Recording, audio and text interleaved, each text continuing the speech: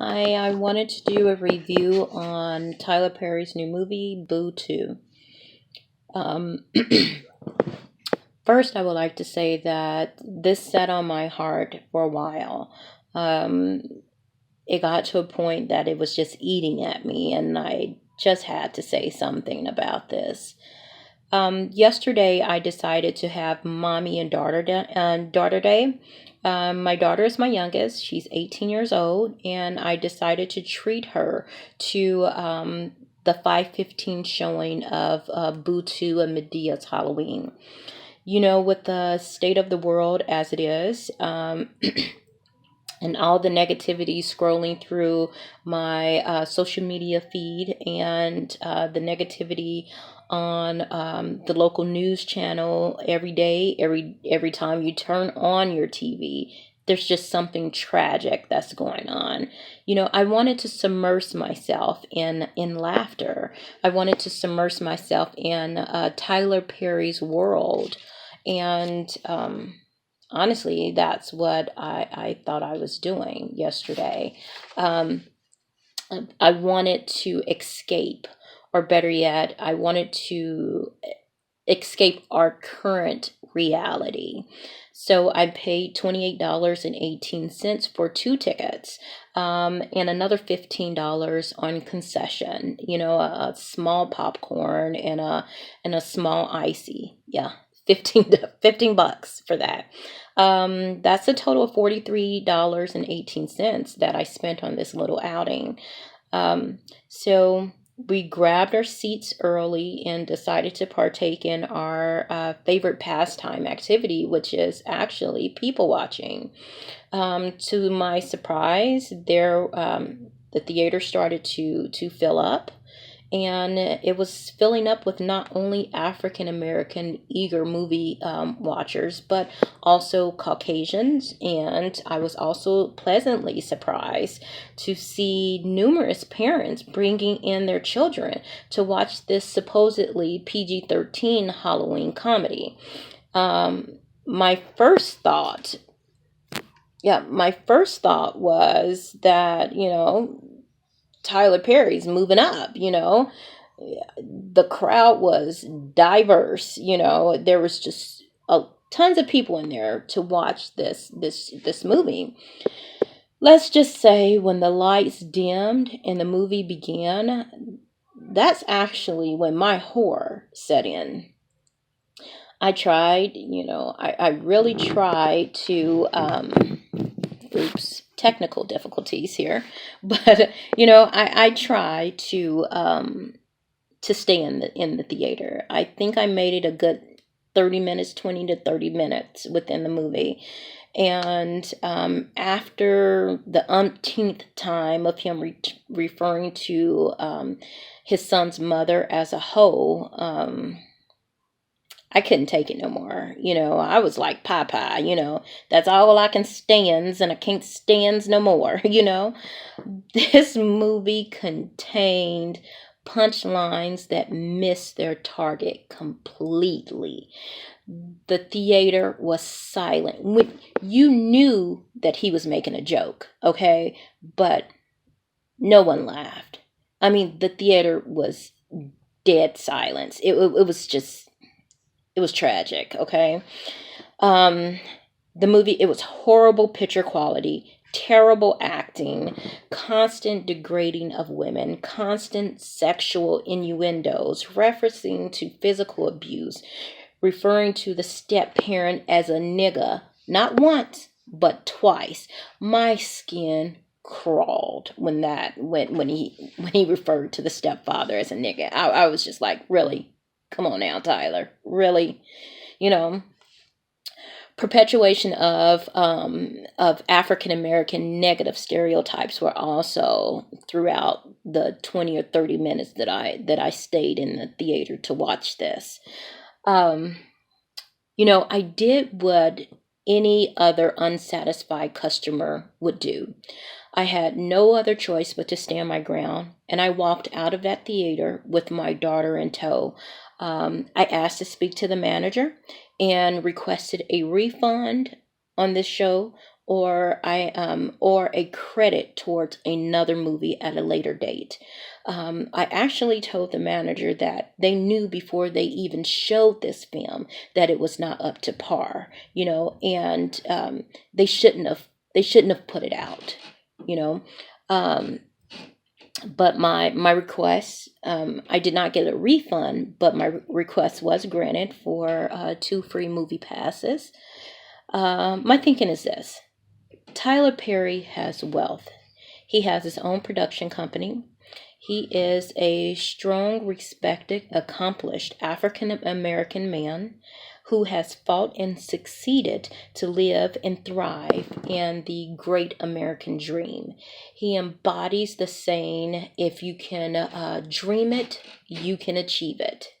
Um, his here and now, his current situation was not just given to him on a silver platter. He worked hard for everything that he has.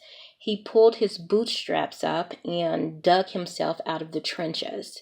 He journeyed through the Chitlin circuit and he made it to the big screen. He lived and is currently living the American dream. I commend him for that because he stayed the course when others would have quit at the first sign of defeat. But it begs to be asked, does he still envision himself as the black man trying to sell out his Chitlin circuit venues? I'm dying to know the answer to this question. But it also, I don't know. Is it weird for me to say that I'm scared to know the answer to that question? You know, Mr. Perry, you are no longer doing rounds on that particular circuit anymore. Thus, your viewing audience has changed.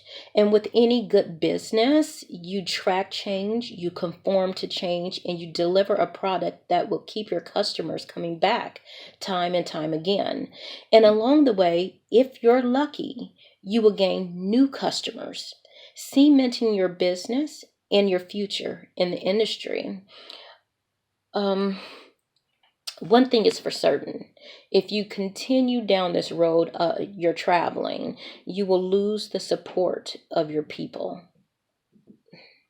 Um, Let me rephrase that. You will lose the support of everyone. Um, I'm not jumping ship right now. I just want to make that clear. I'm not jumping ship right now. I'm not giving up on you and your work. I would not advise anyone to react so rashly at this point. Honestly, I think you can turn it around. The first step is to stop force feeding America's biggest consumers crap. You know, Believe me, African Americans want to throw or support your way. But how do you expect that support when you give us wolves in sheep clothing? Meaning, you give us straight to DVD movie quality films and you disguise them as big screen movies. If we are willing to pay big screen bucks to see your productions, give us grade A productions. Entertain us. We want that from you. Now, the next part is a catch 22. I would like to believe that this is not the first time you have heard all of this. And at that point, you just chose to ignore the writing on the wall. If that is actually it, then, honestly, shame on you. But it behooves me to inform you that you need to get your freaking head out of the sand, and you need to buck up and produce some quality stuff here, you know. Um, Now, if this is actually the first time you are hearing this, well, my suggestion is for you to terminate everybody at your production company that agreed to this latest script and greenlighted the project. You honestly do not need yes men on your team. You don't need them in your corner anymore. You need real men and women on your team who are not afraid to give you their honest opinion, who are not afraid to give you the truth, because that's the only way you will continue to succeed in this business. The yes workers are only there to collect a check, because there is no way this movie should have been greenlit for the big screen. It should have honestly gone straight to DVD. Um, I mean, the quality wasn't there. Across the board, it wasn't there. The actors were just terrible. It seemed like they were reading off of a card. The quality of the film, it looked like, all films now that are released are pretty much high def. I mean, it's just amazing quality out there in the cinema now. But your movie, even when it started, it looked like a movie. The quality, the grain of the film, it just looked like something from 1980, 1990. It was just, it was terrible. I couldn't take it. My suggestion is for you to cut the dead weight and just start with a clean slate. I know you can do this. I beg you to give us quality films, new, fresh face, good actors, and great scripts. We are waiting and willing to support something of substance from you. But what I refuse to do, personally, what I refuse to do is continuously throw my hard earned money down the drain for mediocre black films. It has gotten to the point to where, honestly, we can't tell one black movie from the next. Um, I think this is due to the fact that every new release of an African American film has the same faces as the last film that was released. It's the same people. It's I just choose not to spend my money on that. Like, is this is Tay Diggs, or who is he in this film? Is it Taraji? Who is she in this film? Is it I mean, the list goes on. It's the same freaking people. Hey, I don't have any problem with them. Make your coins, baby. So I don't have a problem with them. I think they are great at what they do, but give other people a chance.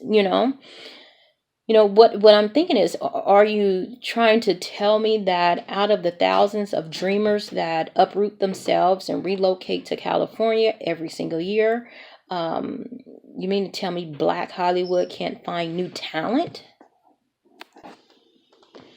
There has to be great actors just waiting in the wind, waiting on their shot, at a big film. All I'm asking is to give them a chance.